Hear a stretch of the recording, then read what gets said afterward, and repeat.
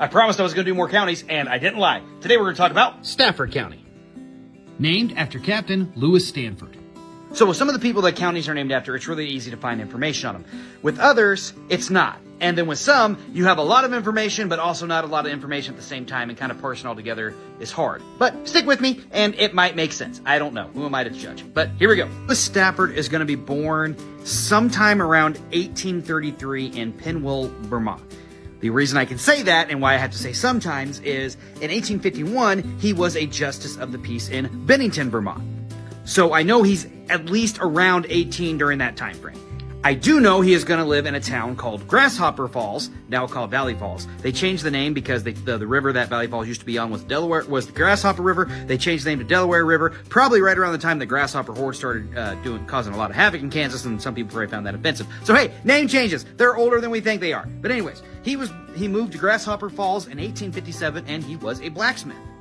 It is there that he is going to muster into the 1st Kansas Infantry, of which we actually have a picture of him while he was serving.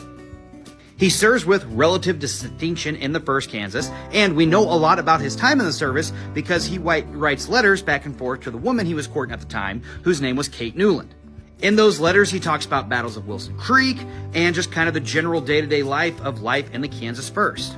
Stafford is going to go with the Kansas 1st as they get charged into the Mississippi Valley Theater.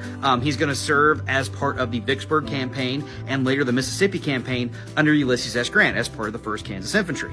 However, in 1863, due to a non-combat injury, Captain Stafford is going to be killed in a logging accident. In 1879, Stafford County is named in his honor. So yeah, there we go. Like I said, the letters between him and Kate Newland are really fascinating, especially for day-to-day life. You don't learn as much about him and his background as you'd like to, but it's still there. And I did not have the time to go through them all. However, I have that website bookmarked, and I'm going to be going through a lot of those letters just to kind of get a better idea, because that's what I like to do.